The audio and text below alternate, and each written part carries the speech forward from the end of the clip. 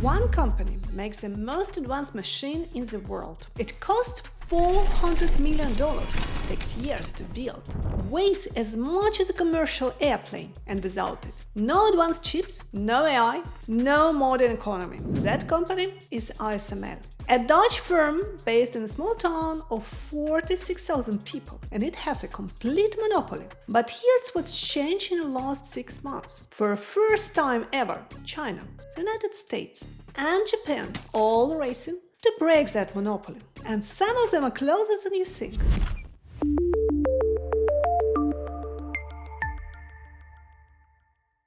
I'm Diana and this is Chips Weekly, where I cover the semiconductor industry, the technology behind it, and the geopolitics shaping it. In one of my latest videos, I was sharing what I saw at Semicon China 2026 in Shanghai. One of the biggest topics was how China is navigating life without access to SML's machine. Today I want to go much deeper on that, because the story of SML alternatives is not just a China story, it is a story about who controls the future of the chip manufacturing, and it involves a secret lab in Shenzhen, a startup backed by the former CEO of Intel, a Japanese camera company making a comeback, and a Chinese firm that most people have never heard of. Let's get into it.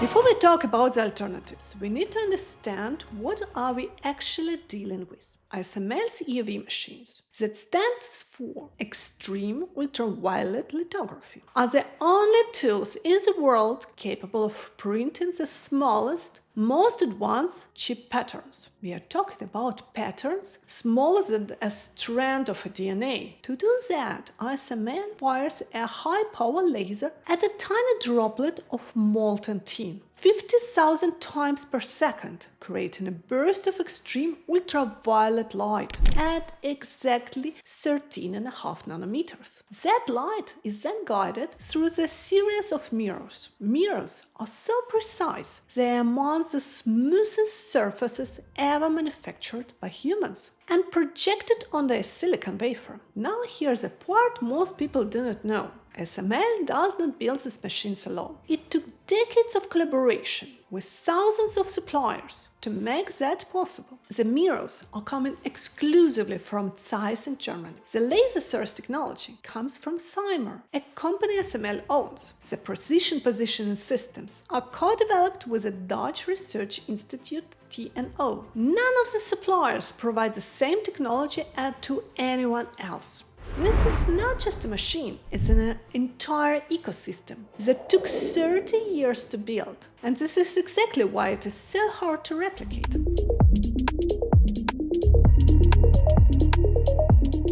So what does China do without EUV? Right now the main approach is called multiple patterning using DUV machines. Deep ultraviolet lithography. DUV uses a wavelength of 193 nanometers. Compare that to EUVs of 13.5 nanometers. To compensate the larger wavelengths, Chinese chip makers like SMIC use a technique called SAQP, self-aligned quadruple patterning. This exposes the same wafer multiple times to achieve smaller features. It works, kind of. SMIC has managed to produce chips at approximately 7 nanometers using this approach. But the cost is brutal. Yield rates of SMIC's 5 nanometer wafers are reportedly as low as 33%. And the production cost can up to 50% higher than TSMC's equivalent. So China can technically produce advanced chips without EUVs, but not efficiently, not competitively, and not at scale.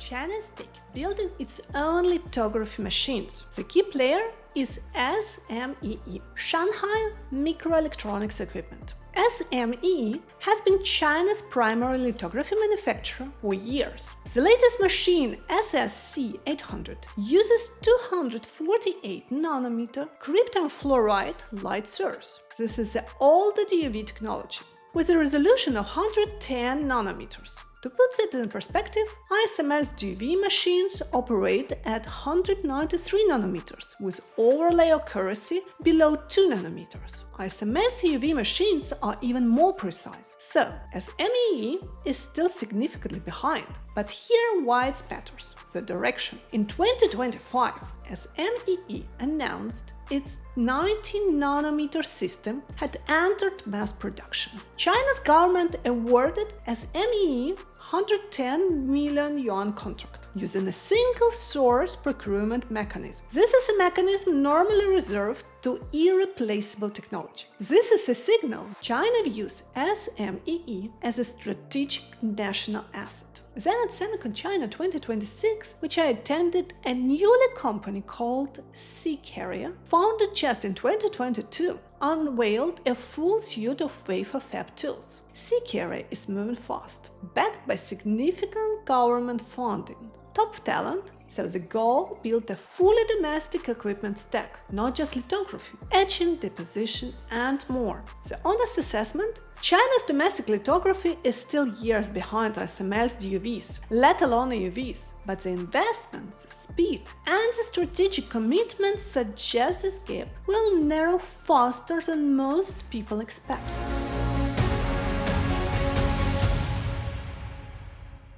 Now we get to the part of the story that nobody was expecting. In late 2025, Reuters broke a story that changed the conversation entirely. China has reportedly built a working EUV prototype, according to multiple sources, a secret facility in Shenzhen, with engineers working on the pseudonyms, has successfully produced a prototype EUV lithography machine.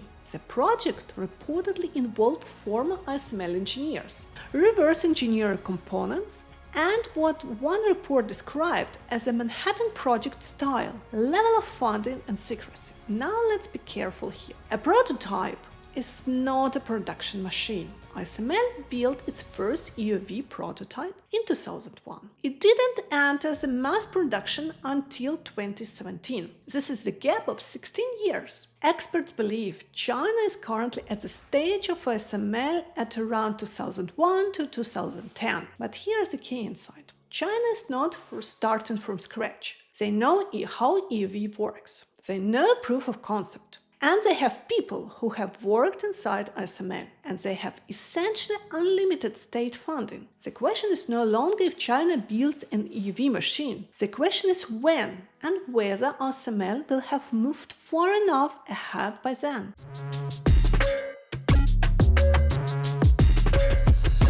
But China is not trying to copy ASML. Some are trying a completely different technical path. Huawei's Dongguan facility has been testing a system called a Laser-Induced Discharge Plasma, LDP. Instead of ASML's method, firing lasers at the tiny tin droplets, the LDP system vaporizes liquid tin between electrodes and converts into a plasma using a high-voltage discharge. Conventional discharge plasma systems suffer from severe electron corrosion. LDP reportedly reduces that problem significantly. Is it ready? No. Does it match ASML's performance? Not yet, but it represents something important. China is not just copying.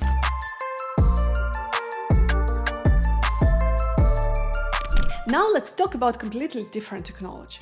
That is getting serious attention. Nanoimprint Lithography, NIL. Instead of using light to pattern a wafer, NIL literally stamps the circuit design onto the silicon, like a physical mold. This makes the machines dramatically cheaper and more energy efficient than EUV. Canon, yes, the camera company, introduced its first commercial NIL machine at the end of 2024. They claim it could eventually reach 2nm capability, with 5nm already achievable. The catch? NIL is slower, and it struggles with the complex patterns needed for processors and logic chips. But for memory, NAND flash, DRAM, where patterns are simpler and repetitive, Neil is actually very good suited, and China's Prinano is building a domestic Neil machine targeting exactly that segment. This matters because memory is a massive part of the chip market. YMTC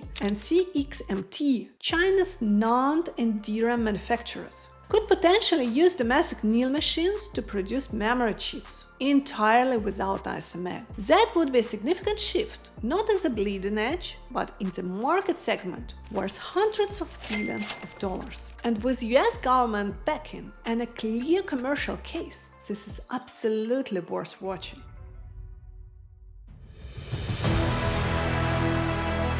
Here is the insight that ties it all together. Every company we have talked today about is trying to build a machine that replicates what ASML does. But the machine is only part of the challenge. ASML's true mode is not the hardware, it's the ecosystem. Zeiss will not sell its mirrors to anyone else. Simers belongs to ASML. The 30 years of manufacturing data, the learning cycles, the yield optimization, process feedback loops cannot be downloaded, cannot be reverse engineered. This is why ASML's own CEO has said China needs many years to produce a viable alternative.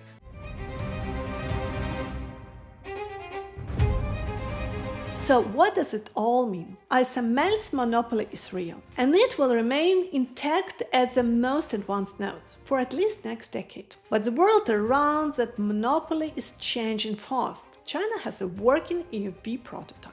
Behind schedule, but real. Nanoimprint lithography is gaining credibility as an alternative for memory. The US is investing in next-generation light source technology, and the entire industry is moving towards a system-level innovation. Chiplets, advanced packaging, 3D integration that reduces how much any single lithography machine matters. The real question is not whether ASML's monopoly breaks. It is what the semiconductor landscape looks like when the multiple countries have multiple paths to advanced chips, each imperfect, each incomplete, but together changing the balance of power. We are watching the most important technology race of our generation, and the finish line keeps moving. If you found this video interesting, subscribe. I cover the space every week. And let me know in the comments, do you think China will have a working EUV machine before 2030? I'll see you in the next video. Stay curious, stay sharp, and stay chip aware.